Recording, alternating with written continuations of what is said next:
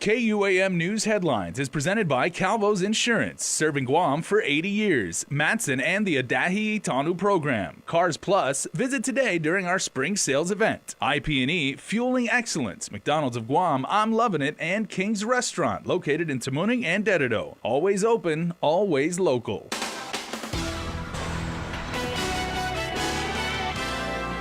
Coming up on Prime Time, the island's governor is set to give her State of the Island address. Plus, how much is the Leon Guerrero administration spending on staffing?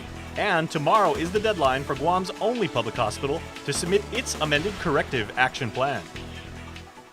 Hafade and good evening. At the bottom of the hour, Governor Lou Leon Guerrero will be delivering her first State of the Island address. Joining us now from the Guam Congress building is Sabrina Salas Matanani and Chris Barnett. Guys? Hafade here at the Guam Congress Hall, of course, the historic first State of the Island address from our first female governor, Magahaga Lou Leon Guerrero. Crystal Paco, the press secretary for the governor. And if you could kind of run through some of the highlights that we're going to be hearing about tonight during the speech. Well, of course, we'll get to the top three, which are public safety, education, and healthcare. But, you know, we want people to know that fiscal responsibility, fiscal discipline will be the hallmark and is the hallmark of the Leon Guerrero Tenorio administration. And, of course, tax refunds and affordable housing. And back to education, you know, earlier in this administration, actually, it's only been 3 months, right? We established the school safety partnership, you know, to address Simon Sanchez High School, of course, and also school safety, not just in the buildings, but, you know, mentally, emotionally, bullying, you know, suicide, things like that. So that's in the speech. A lot of good surprises, a lot of great updates of progress.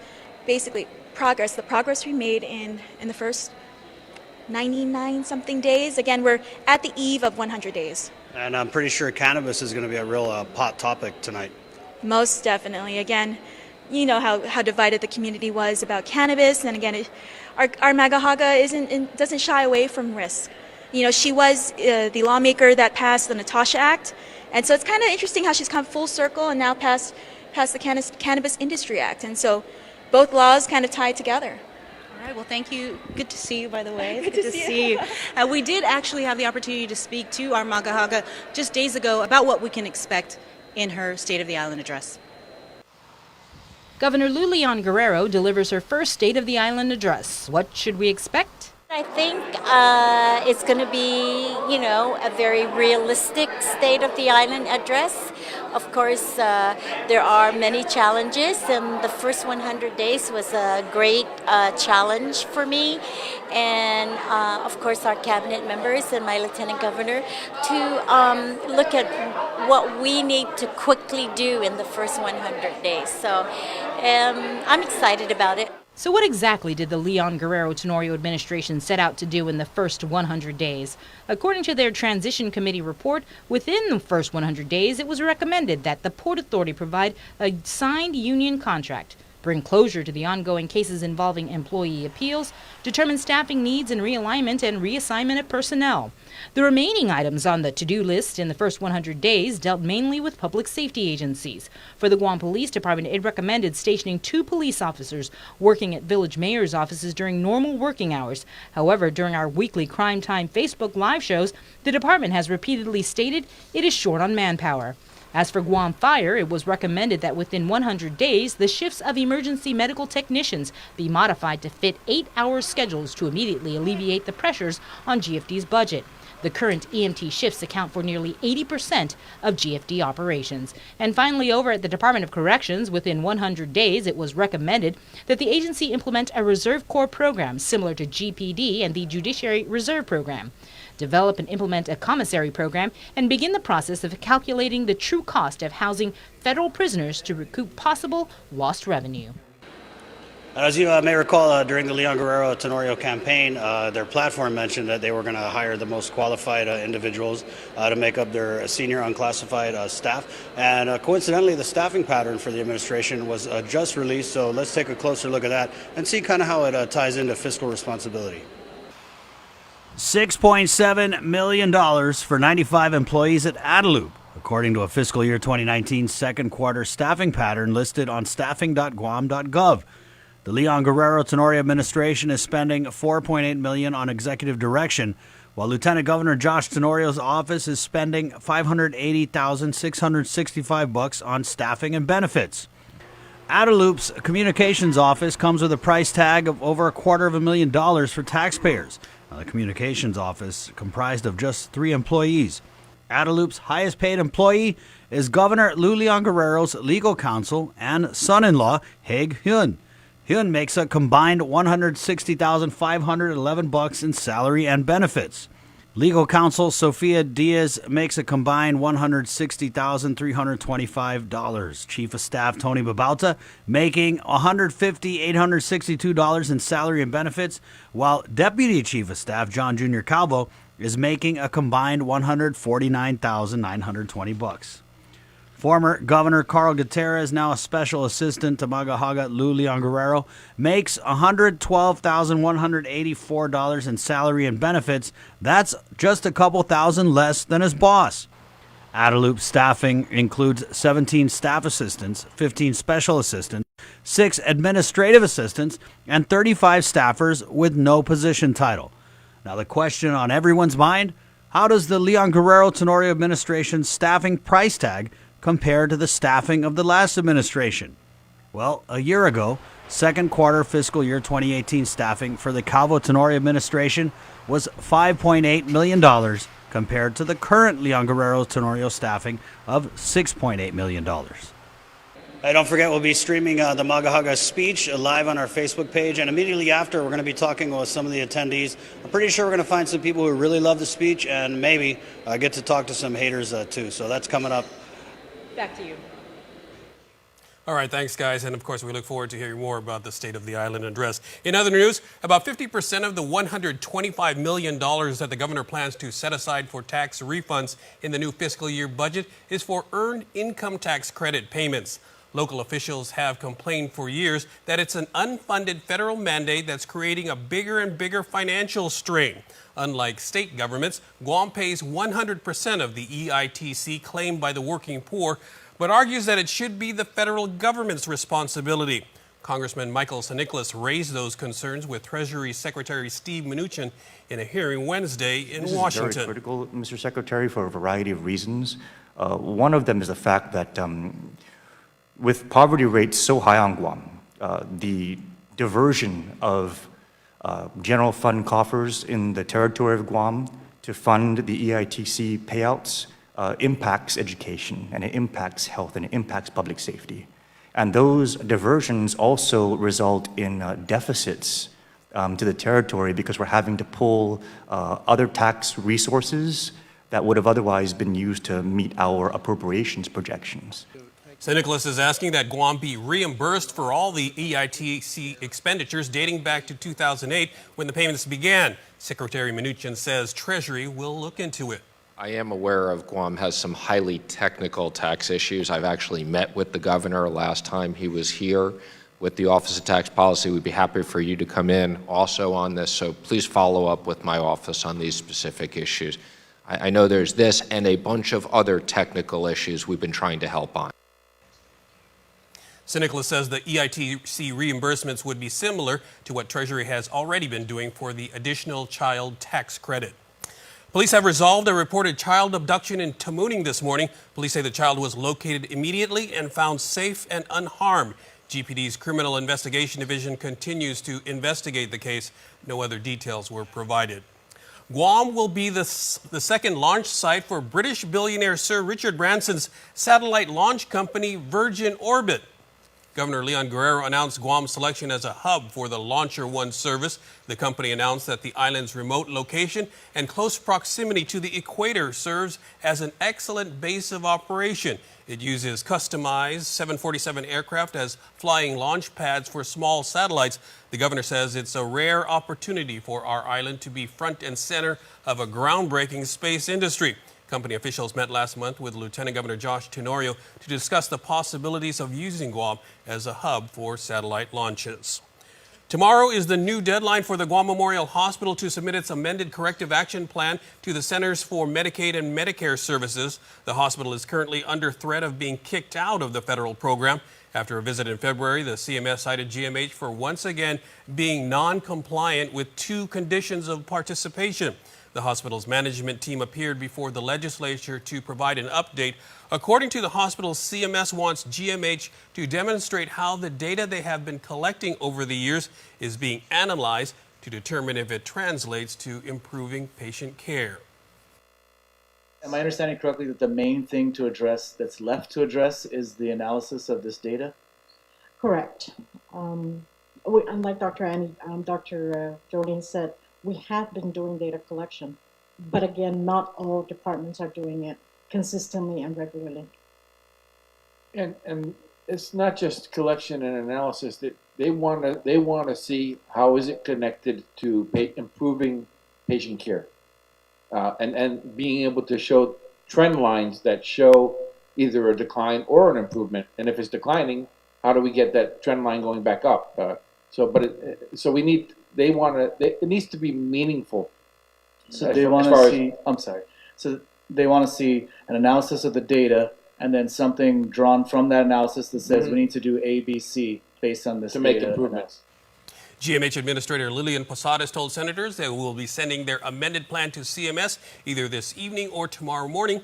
Medicare reimbursements account for an estimated 40% of hospital revenues. We're going to take a quick break and be back with more news right after this. There are more ways to experience Guam via KUAM News, giving you what you want, when you want, and how you want it. From smart devices, Alexa, what's in the news? Here's your flash briefing. Over the web, on mobile, on streaming platforms, with immersive, interactive formats, and via social media where it's more than just content, it's conversation. More ways to keep you informed and entertained whenever you want it, wherever you are, on whatever device you're using.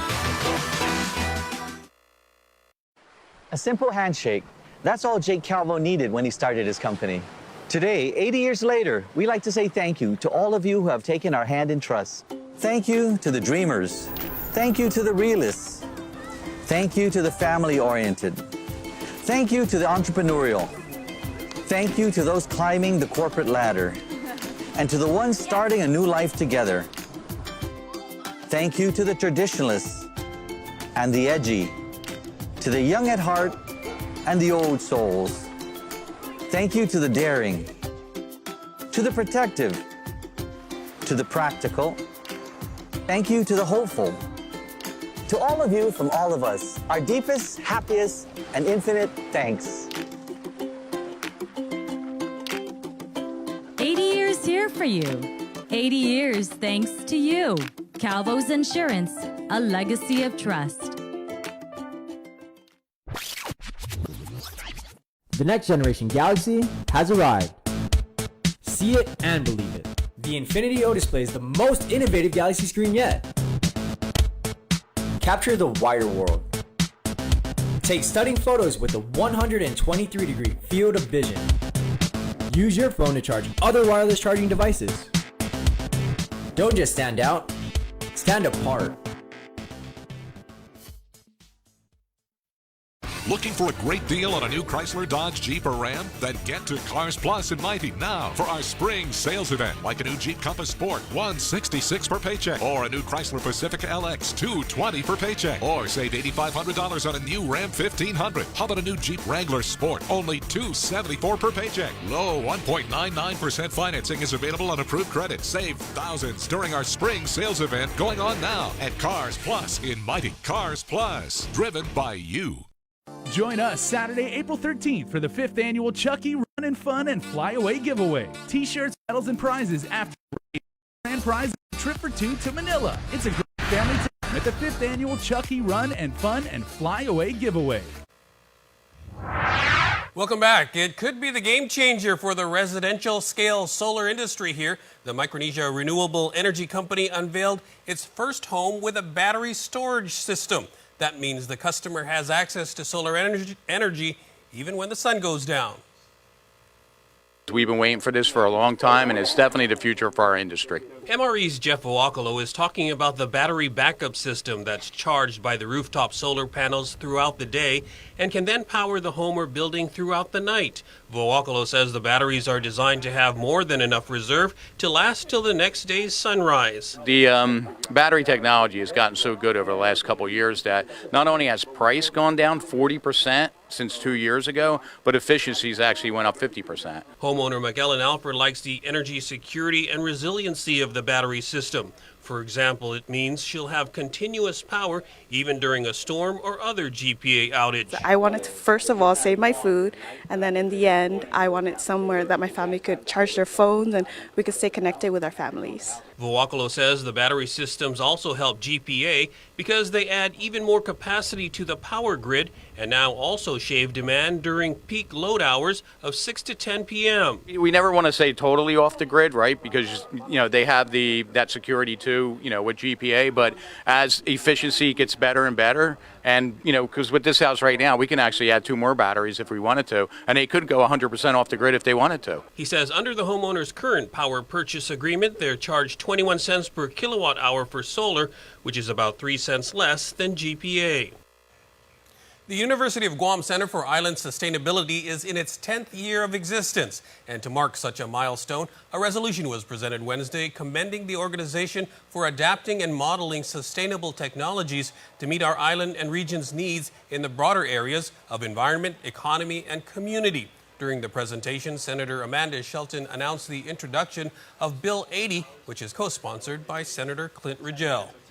We cut the opening of the cup, which is to increase the renewable energy goal for the Guam Power Authority to 50% by 2035. And so we're very proud of that piece of legislation, and we know that it's pushing the envelope because GPA is already set to meet its goal of 25% renewable energy by 2020. And so we know that this will be great for our environment, great for our pocketbooks, and for our future generations. So I'm sure. Committed to making Guam green again, as noted during his campaign, Senator Rigel spoke about the importance of agriculture. It was touched upon a little bit earlier by some of the other speakers, that that's truly something that's required to be sustainable. In order to be sustainable, we need to have sustenance. And to have that sustenance, we need an agriculture industry on Guam. We need to be able to grow our own food and produce our own food. The Sustainability Conference wraps up tomorrow with conservation tours. Wednesday afternoon, members of the Emergency Medical Services Committee took part in a boot drive. The committee, which is comprised of local and federal firefighters as well as MMR transport, could be seen at the ITC, Route 16, and Tri intersection areas. A total of $6,000 was raised in 2 hours and will go to support the Azuda Foundation and Todu Guam Foundation.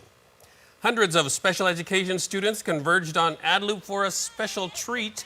ICANN Resources hosts the 2019 Accommodated Easter Egg Hunt with divisions for low vision and blind students, those in wheelchairs, and all DOE elementary special education students. Beeping eggs were used for low vision and blind students. Assisting ICANN reps were volunteers from United CrossFit, the CBs, DOE, GFD, DPW, the Mayor's Council of Guam, and the law offices of Phillips and Bordallo. The event was the first of this kind and was such a success. Plans are already in the works for another next year. Governor Lulian Guerrero provided opening remarks and recognized the teachers and aides for their work. ICANN Resources is a nonprofit organization that provides employment opportunities for persons with significant disabilities. As part of the American Cancer Society's Schools versus Cancer program, the Dolphins of the Mauricio Martyrs Memorial School held their 8th annual relay recess this morning. The relay recess allows elementary school kids to engage in the fight against cancer, increasing healthy behaviors and physical activities. Students participated in a mini relay parade, honoring cancer survivors in attendance and remembering loved ones who they've lost to cancer with a white ribbon ceremony.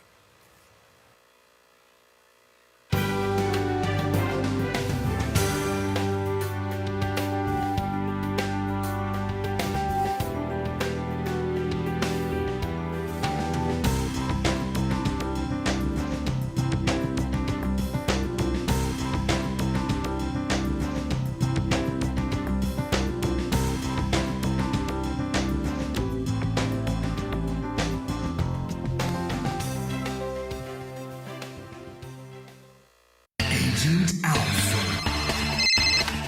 What's that? An Alpha Insurance customer needs a claim settled immediately? I'm on it. Agent Alpha. In the event of an accident, theft, or breakdown, each of our Alpha Insure agents are trained to go above and beyond. This is my stop. There she is. Target acquired. Agent Alpha. Yes!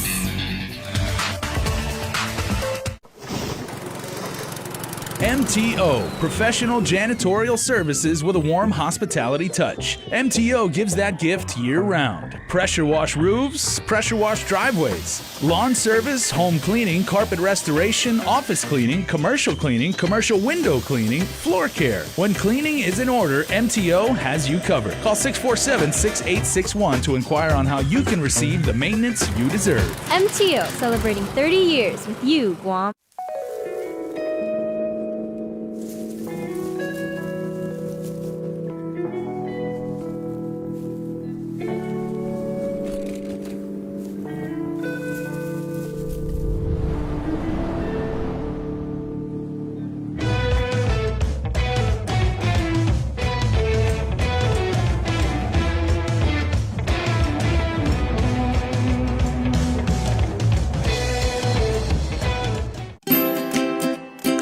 Autism Community Together of Guam is a support group for individuals with autism spectrum disorders and their families. We are a group of parents and caregivers who have children with autism spectrum disorders and understand the joys and challenges in raising them. To learn more about ACT or to join our family, call Joe Bloss at 687-1284. Send an email to autismcommunityguam@gmail.com or visit us at Autism Community Together on Facebook.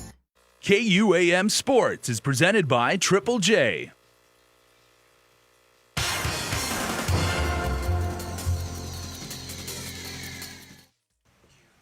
What's up, Guam? Dave Delgado here for KUAM Sports, brought to you by Triple J.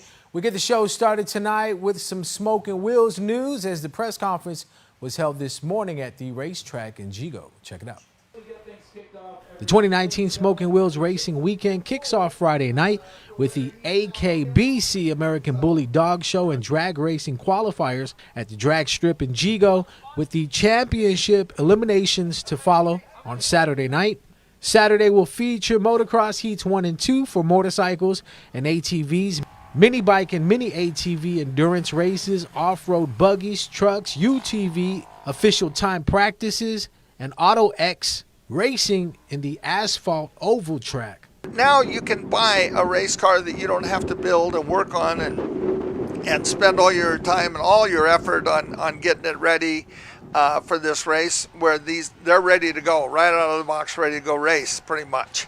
And so I'm really, really excited about the chance to race with them. Sunday kicks off early in the morning, featuring all-day off-road racing excitement, starting with the mid-open ATV endurance race, open motorcycle endurance race, 4x4, AK Toyota Mud Drags ATV endurance race, and the main event, off-road buggies, trucks, and UTV 4-hour endurance race. Well, it's been several years since I've been back, but for me, I come out when Henry invited me, which I'm really thankful of because I love coming to Guam and he gave me an invitation. But I want to see the potential and what they're doing. And when he mentioned running the Polarises, I just knew there was going to be a lot of potential for growth in this at this racetrack. So come to help him, help him maybe with some sponsors, some ideas, and just grow this thing, because I know beyond a shadow of a doubt all the racetracks I've been on, from China to United States and to Guam and you name it, Mexico, this is one of the prime facilities that I've ever seen. Runners who missed out on early registration for the United Airlines Guam Marathon can register at the Hafa Expo this Friday, April 12th and Saturday, April 13th. The annual Hafa Expo and the new resident-only promotion, the UGM Big Draw, are taking place on Friday, April 12th from 11 in the morning to 6 p.m. and on Saturday, April 13th from 9 to 5 p.m. at the Pacific Islands Club Pacific Pavilion. Participants and the general public are invited to bring their family and friends to enjoy a fun-filled day of